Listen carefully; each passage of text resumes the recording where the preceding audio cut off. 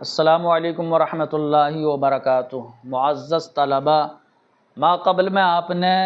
مقدمے کے اندر جو 3 چیزیں ہیں، علم کی تعریف، بیان حاجت الی المنطق اور موضوع منطق، تو ان تینوں چیزوں پر علم کا شروع کرنا موقوف ہوا، کیونکہ مقدمہ ان چیزوں کو کہا جاتا ہے کہ جن پر علم کا شروع کرنا موقوف ہو۔ تو ماہیت منطق پر علم کا شروع کرنا موقوف ہے، اس کی وجہ کیا ہے، اس کی دلیل کیا ہے، وہ آپ نے جانی۔ پھر اس دلیل پر نظر وارد ہوئی تو صاحب قطبی نے فالاولی ان یقال کہہ کر دلیل کو جو ہے وہ تبدیل فرما دیا اور بات تمام ہو گئی۔ اب بیان حاجت الی المنطق پر علم کا شروع کرنا موقوف ہے، اس کی وجہ کیا ہے، موضوع منطق پر علم کا شروع کرنا موقوف ہے، اس کی وجہ کیا ہے، یہ 2 چیزیں ابھی باقی رہ گئیں۔ تو دیکھیے، بیان حاجت الی المنطق، منطق کی ضرورت کا بیان، تو چونکہ اس میں جو ہے وہ علم کی غرض و غایت ہوتی ہے کہ بیان حاجت الی المنطق کا مطلب کیا ہے کہ منطق کی ضرورت کا بیان کیا جائے کہ علم کی 2 قسمیں ہیں، تصور و تصدیق، اور تصور و تصدیق میں سے جو نظری ہیں ان کو حاصل کیا جاتا ہے نظر و فکر کے طریقے پر، اور نظر و فکر کہتے ہیں امور معلومہ کو ترتیب دینا تاکہ مجہولات حاصل ہو جائیں۔ اور ہر نظر و ترتیب درست نہیں ہوتی ہے، اگر ہر نظر و ترتیب درست ہوتی تو عقلاء کے درمیان اختلاف نہیں ہوتا۔ حالانکہ اختلاف ہے کہ ایک عاقل عالم کو حادث کہتا ہے اور دوسرا عاقل عالم کو جو ہے وہ قدیم کہتا ہے، اور ہر ایک اپنے دعوے پر دلیل بھی پیش کرتے ہیں، تو دونوں کے دعوے اور دونوں کی نظر جو ہے وہ درست ہو نہیں سکتی، ورنہ اجتماع نقیضین ہوگا، اور ایسے بھی نہیں کہ دونوں کی غلط ہو ورنہ ارتفاع نقیضین ہوگا۔ تو کس کی نظر صحیح ہے اور کس کی جو ہے وہ فاسد ہے، کس کا دعویٰ صحیح کس کا فاسد، اور تو یہ معلوم کرنے کے لیے اب ہمیں ضرورت پڑی ہے کہ ایسی چیز کی، ایک ایسے قانون کی کہ جو ذہن کو خطا فی الفکر سے بچا دے۔ اس میں عقل کافی نہیں ہے، اگر عقل ہی کافی ہوتی تو اختلاف ہی کیوں ہوتا عقلاء میں، بلکہ قانون کی ضرورت پیش آئی، وہی قانون منطق ہے۔ تو اس منطق کی ضرورت میں آپ دیکھیں کہ ایسے قانون کی ضرورت پیش آئی جو ذہن کو خطا فی الفکر سے بچا دے۔ یہ بیان حاجت الی المنطق میں جو بات آئی، یہی منطق کی غرض و غایت ہے۔ تو بیان حاجت الی المنطق میں گویا کہ منطق کی غرض و غایت ہے۔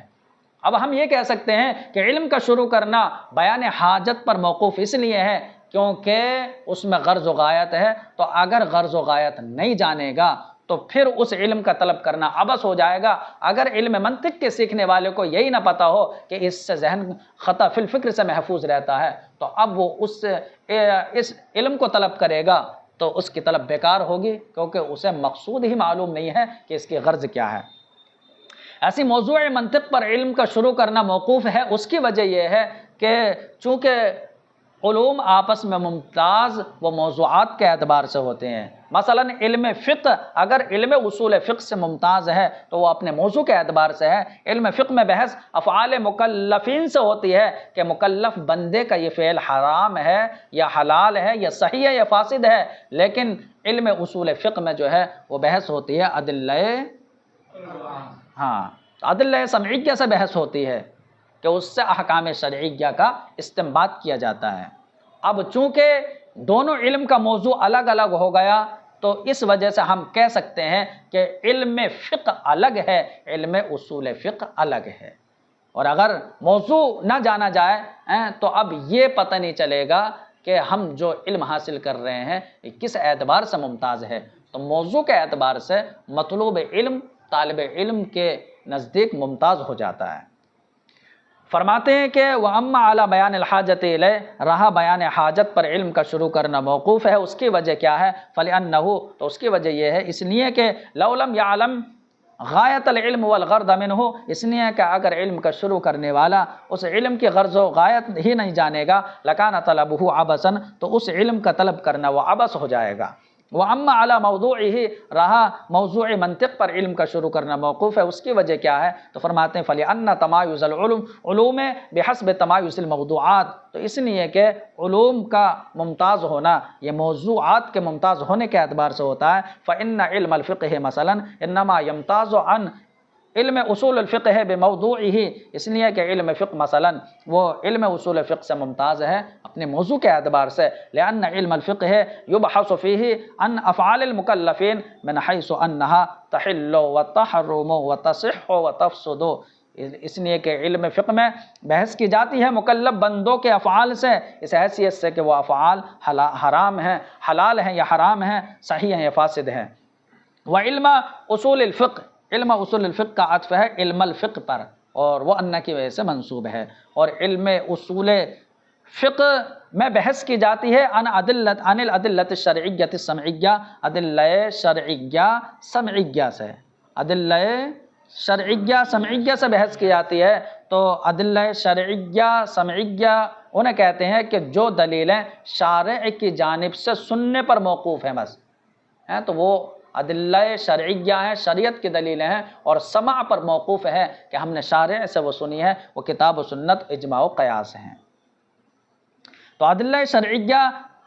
سمعیہ سے بحث کی جاتی ہے من حیث انہا یستنبط عنہا الاحکام الشرعیہ، اس حیثیت سے کہ ان سے احکام شرعیہ کا استنباط کیا جاتا ہے۔ فلما کان لہذا موضوع ولذلك موضوع آخر صار علمین متمایزین منفردا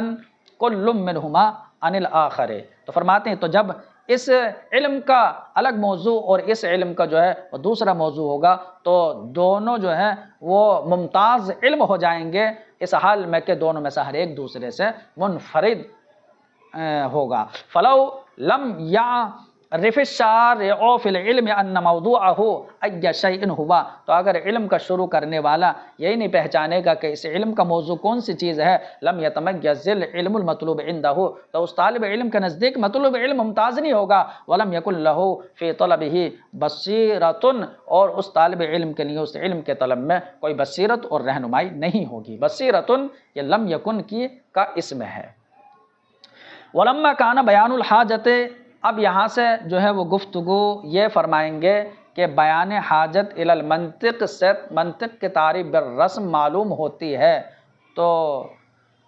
مصنف نے جو ہے وہ ایک بحث میں ذکر کر دیا ان دونوں کو، اور علم کی جو ہے تقسیم کو شروع فرما دیا، کیونکہ جب تقسیم علم ہوگی تو بیان حاجت ہوگی، اور پھر علم کی تعریف جو ہے وہ سمجھ میں آئے گی۔ یہ انشاءاللہ ہم بعد میں بیان کریں گے۔